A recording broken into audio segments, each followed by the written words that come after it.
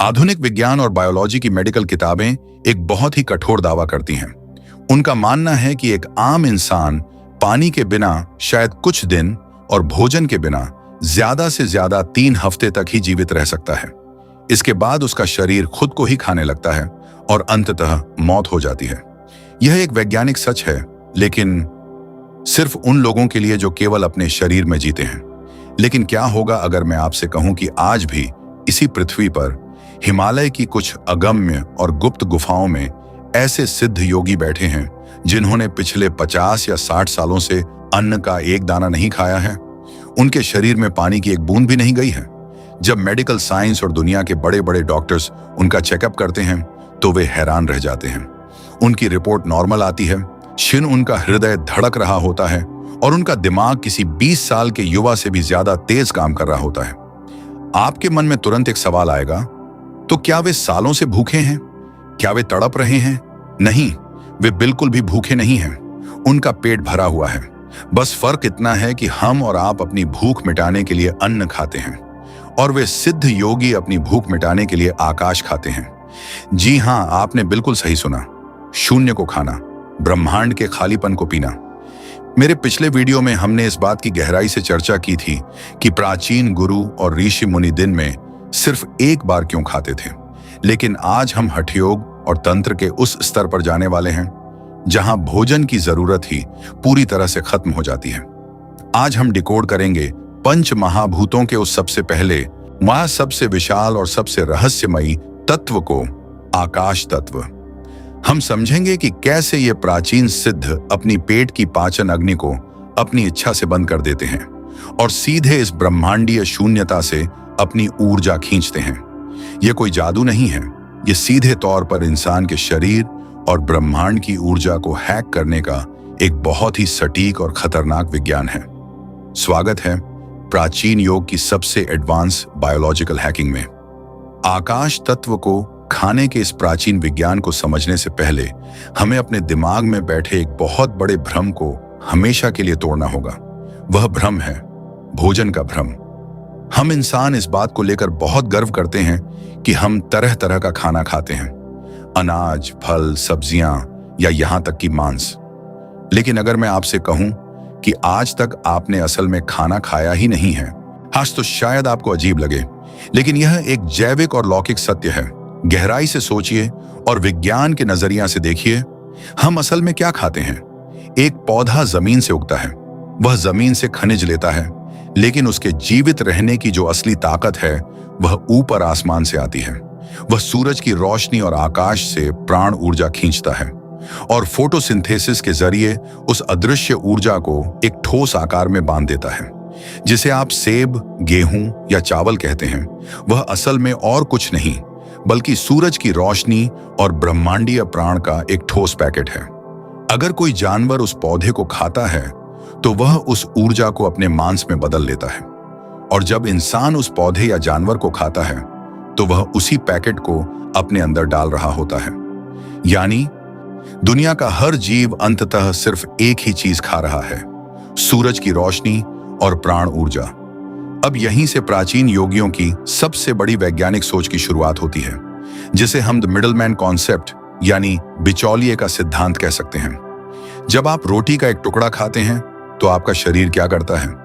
उसे पचाने के लिए वह आपके शरीर की 60 से 70% ऊर्जा सिर्फ पेट की तरफ भेज देता है। आपका लीवर, आपकी आंतें, आपका खून, सब उस रोटी को गलाने और तोड़ने में लग जाते हैं। इतना भारी शारीरिक श्रम आपका शरीर क्यों कर रहा है? सिर्फ इसलिए ताकि वह उस ठोस रोटी के टुकड़े को तोड़कर उसके अंदर छिपी हुई उस अदृश्य प्राण ऊर्जा को बाहर निकाल सके और उसे आपकी कोशिकाओं तक पहुंचा सके। प्राण निकालने के बाद जो मल, वेस्ट बचता है, शरीर उसे बाहर फेंक देता है। प्राचीन सिद्धों ने हिमालय की गुफाओं में बैठे बैठे इस पूरी बायोलॉजिकल प्रक्रिया को देखा और एक बहुत ही क्रांतिकारी सवाल पूछा। अगर इस शरीर को जीवित रहने के लिए अंततः वह अदृश्य प्राण या ऊर्जा ही चाहिए, तो इस बीच वाले रास्ते, पाचन तंत्र की क्या जरूरत है?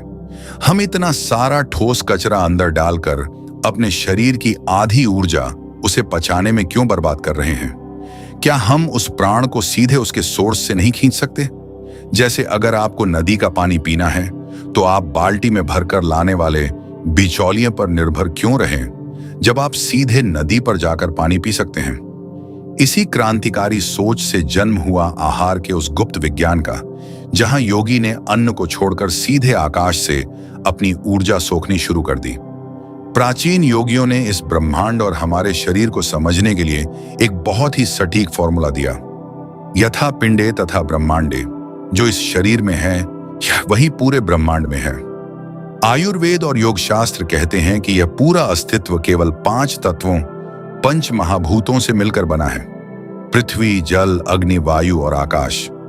यह बात हम सब ने सुनी है, लेकिन जो रहस्य हम नहीं जानते वह यह है कि योगियों ने इंसान के आहार को भी इन्हीं 5 स्तरों में बांटा है।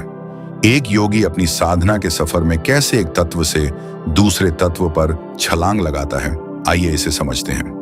पहला स्तर है पृथ्वी आहार, अर्थ डाइट। यह वह स्तर है जहां आज दुनिया के 99.9% लोग जी रहे हैं। पृथ्वी तत्व सबसे भारी, सबसे सघन और सबसे स्थूल है। अनाज, दालें, फल, सब्जियां और मांस, यह सब पृथ्वी तत्व है। जब आप पृथ्वी आहार लेते हैं तो यह आपके शरीर में सबसे ज्यादा कचरा और सबसे ज्यादा बीमारियां पैदा करता है। इसे पचाने में शरीर की लगभग सारी ऊर्जा खर्च हो जाती है। इसीलिए पृथ्वी आहार खाने के बाद इंसान को अक्सर नींद, सुस्ती और आलस आता है, क्योंकि शरीर के पास सोचने या ध्यान करने के लिए ऊर्जा ही नहीं बचती। दूसरा स्तर है जल आहार, वाटर डाइट। जब एक योगी अपनी साधना में थोड़ा ऊपर उठता है तो वह महसूस करता है कि यह भारी अन्न उसकी चेतना को नीचे खींच रहा है। तब वह पृथ्वी तत्व को पूरी तरह छोड़कर जल आहार पर आ जाता है। इसमें योगी केवल पानी, दूध या फलों के रस पर जीवित रहता है। चूंकि इसमें कोई ठोस पदार्थ नहीं होता, इसलिए शरीर की जठराग्नि, डाइजेस्टिव फायर, इसे पचाने में बहुत कम ऊर्जा खर्च करती है। जो ऊर्जा बचती है वह सीधा योगी के आज्ञा चक्र की ओर बहने लगती है। इस स्तर पर शरीर हल्का होने लगता है और नींद बहुत कम हो जाती है। तीसरा स्तर है अग्नि आहार, फायर डाइट। यह वह रहस्यमय स्तर है जहां विज्ञान के नियम टूटने लगते हैं। इस स्तर पर योगी पानी और लिक्विड लेना भी पूरी तरह बंद कर देता है। अब उसके शरीर में पृथ्वी और जल दोनों तत्व जाने बंद हो गए हैं। तो वह जीवित कैसे रहता है? यहाँ योगी सीधे ब्रह्मांड की अग्नि का पान करता है। प्राचीन विद्याओं में इसे सूर्य विज्ञान, सोलर साइंस या सूर्य त्राटक, सन गेजिंग कहा गया है। योगी भोर के समय उगते हुए सूरज को खुली आंखों से देखता है। वह अपनी आंखों के रेटिना और पीनियल ग्लैंड के जरिए सीधे सूर्य की ऊर्जा को सोखता है और उसे अपने शरीर के पोषण, नरिशमेंट में बदल देता है। चौथा स्तर है वायु आहार, एयर डाइट। अग्नि आहार से भी जब योगी और सूक्ष्म हो जाता है तो वह वायु आहार पर आता है। यहां उसे सूरज की रोशनी की भी जरूरत नहीं होती। हमारे चारों ओर जो हवा है वह केवल ऑक्सीजन या नाइट्रोजन नहीं है, उसमें प्राण भरा हुआ है। इस स्तर पर योगी विशेष प्राणायाम जैसे भस्त्रिका या कुंभक के जरिए हवा से सीधे प्राण को खींचता है। वह हवा को ही चबाता है और हवा को ही पीता है। शरीर के रोम रोम से वह इस प्राण वायु को सोखकर अपने नाड़ी तंत्र को चलाता है। इस स्तर पर योगी का शरीर हवा की तरह हल्का हो जाता है। पांचवां और अंतिम स्तर आकाश आहार, स्पेस डाइट। यह आहार का सबसे खतरनाक, सबसे सूक्ष्म और अंतिम स्तर है। जब योगी अपनी सांसें, हवा लेना भी लगभग बंद कर देता है या उसे इतनी धीमी कर देता है कि नाक के पास रखा एक छोटा सा पंख भी न हिले। अब वह केवल उस शून्यता में जीता है जिसे हम आकाश कहते हैं। आधुनिक क्वांटम फिजिक्स ने आज एक बहुत बड़ी खोज की है जिसे जीरो पॉइंट एनर्जी या क्वांटम वैक्यूम फ्लक्चुएशन कहा जाता है। विज्ञान मानता है कि जो अंतरिक्ष हमें बिल्कुल खाली दिखाई देता है वह असल में खाली नहीं है। उस वैक्यूम में अथाह और अनंत ऊर्जा का एक अदृश्य सूप उबल रहा है। अगर हम अंतरिक्ष के एक छोटे से खाली हिस्से की ऊर्जा को निकाल सकें तो उससे पूरे ग्रह के महासागरों को उबाला जा सकता है। प्राचीन सिद्धों ने हजारों साल पहले इसी जीरो पॉइंट एनर्जी को आकाश तत्व कहा था। जब योगी अपनी चेतना को अपनी नाड़ियों के माध्यम से इस ब्रह्मांडीय आकाश से जोड़ देता है तो वह उसी कॉस्मिक सूप से सीधे ऊर्जा खींचने लगता है। वह कुछ नहीं खाता, कुछ नहीं पीता, वह सिर्फ उस अनंत शून्यता का पान करता है। और यही वह स्तर है जहां समय शरीर पर अपना असर छोड़ देता है और योगी दशकों तक बिना कुछ खाए पिए हिमालय की गुफाओं में एक चट्टान की तरह जीवित रहता है। अब एक बहुत ही बड़ा तार्किक और बायोलॉजिकल सवाल उठता है। अगर कोई आम इंसान आज से खाना पीना छोड़ दे तो वह आकाश नहीं खा पाएगा, बल्कि कुछ ही हफ्तों में उसकी मौत हो जाएगी। क्यों? क्योंकि हमारे पेट में एक भयंकर आग जल रही है, जिसे आयुर्वेद में जठराग्नि कहा जाता है। इस आग का एक ही काम है, जो भी मिले उसे जलाकर पचा देना। जब आप इसे बाहर से अन्न देना बंद कर देते हैं तो यह आग आपके शरीर के अंदर मौजूद फैट, मांसपेशियों और अंगों को ही जलाकर खाने लगती है और इंसान भूखा मर जाता है। तो फिर सिद्ध योगी बिना खाए जिंदा कैसे रहते हैं? आकाश को खाया कैसे जाता है? इसका जवाब शरीर विज्ञान की सबसे उन्नत और गुप्त बायोलॉजिकल हैकिंग में छिपा है। सिद्ध योगी आकाश को खाने से पहले अपनी इस जठराग्नि को बुझा देते हैं या उसे पूरी तरह शांत कर देते हैं। और यह कोई चमत्कार नहीं, बल्कि एक बहुत ही सटीक यौगिक विज्ञान है। विजुअल्स, योगी की जीभ पीछे की ओर मुड़कर तालु की गुहा में प्रवेश करती हुई दिखाई देती है। माथे आज्ञा चक्र से एक चमकीली सफेद बूंद नीचे गले विशुद्ध चक्र की ओर गिरती है। अगर आपने ऑटोबायोग्राफी ऑफ ए योगी पढ़ी है तो आपको बंगाल की एक संत माता गिरिबाला का प्रसंग जरूर याद होगा। परमहंस योगानंद जी ने जब उनसे मुलाकात की तब तक माता गिरिबाला ने पिछले 50 से भी ज्यादा सालों से अन्न का एक दाना और पानी की एक बूंद तक ग्रहण नहीं की थी। जब उनसे इसका रहस्य पूछा गया तो उन्होंने एक विशेष योग तकनीक का जिक्र किया जो गले और मस्तिष्क के एक खास हिस्से से जुड़ी है। हमारे हठ योग और तंत्र शास्त्रों में इस तकनीक को खेचरी मुद्रा कहा गया है। यह कोई साधारण शारीरिक व्यायाम नहीं है, यह इंसान की बायोलॉजिकल क्लॉक को रोकने का एक स्विच है। इस रहस्य को बहुत ध्यान से समझिए। हमारे मस्तिष्क के बिल्कुल मध्य में जहां आज्ञा चक्र और पीनियल ग्लैंड स्थित है, वहां से एक बहुत ही सूक्ष्म और रहस्यमयी रस टपकता है। प्राचीन नाथ योगियों और हठयोग प्रदीपिका में इसे सोम रस या अमृत कहा गया है। एक आम इंसान के शरीर में यह अमृत हर पल टपकता है, लेकिन वह सीधे नीचे गिरकर हमारे पेट की उस भयंकर जठराग्नि सूर्य में जाकर भस्म हो जाता है। यही कारण है कि इंसान बूढ़ा होता है और अंततः उसकी मृत्यु हो जाती है। लेकिन जब एक सिद्ध योगी खेचरी मुद्रा लगाता है तो वह अपनी जीभ को पीछे की ओर मोड़कर नाक के पीछे मौजूद उस गुहा में डाल देता है, जो सीधे मस्तिष्क जाती है। योगी अपनी जीभ से उस टपकते हुए अमृत को पेट की आग में गिरने से रोक लेता है और उसे अपने विशुद्ध चक्र पर ही रोककर उसका पान करता है। यह अमृत कोई भौतिक लिक्विड नहीं है, यह सीधे उस ब्रह्मांडीय आकाश तत्व का सार है।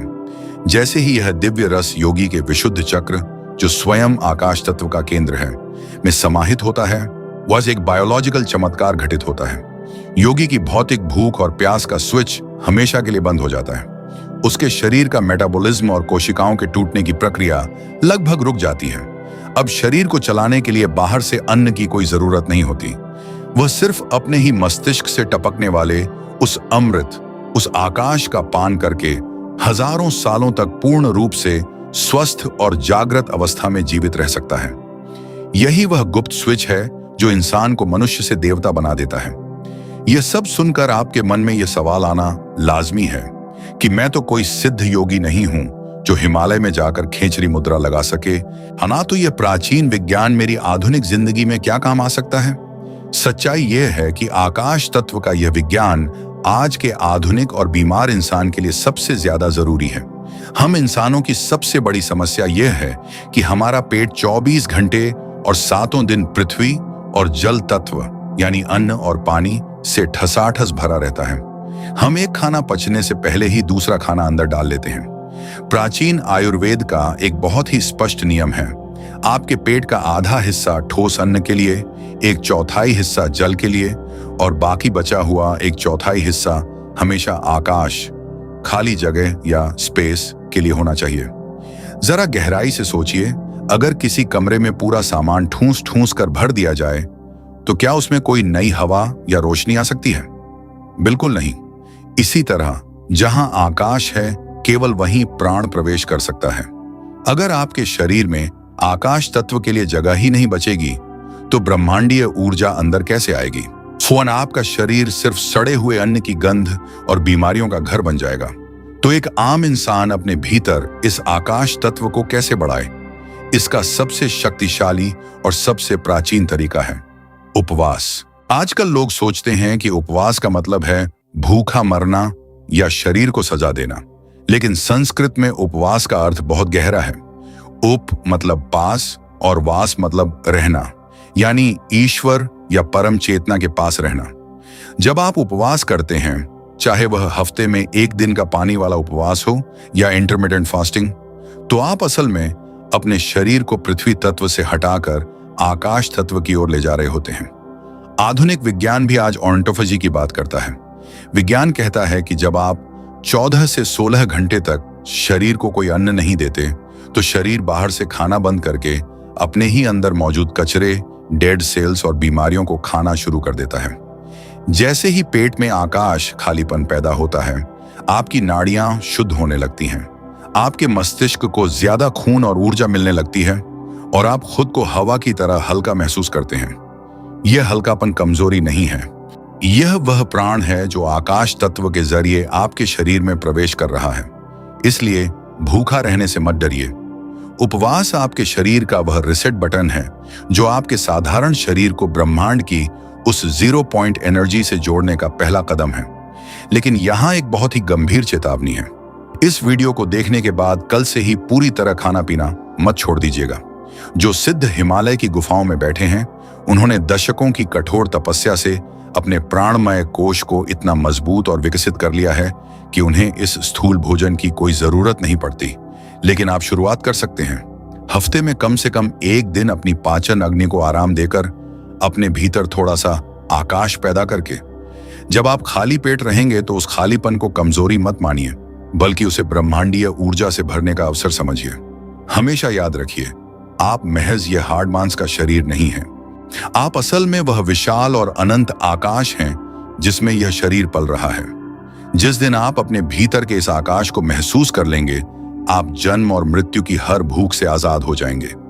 अगर इस ब्रह्मांडीय ज्ञान ने आज आपकी चेतना के तारों को थोड़ा सा भी झकझोरा हो, और अगर आप इस शरीर से परे अपने आकाश स्वरूप को महसूस कर पाए हों, तो कमेंट्स में महाकाल या अहम ब्रह्मास्मि जरूर लिखें। इस गुप्त प्राचीन विद्या को अपने तक सीमित न रखें।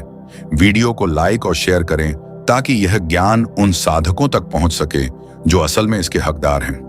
मिलते हैं ब्रह्मांड के अगले सबसे गहरे रहस्य के साथ।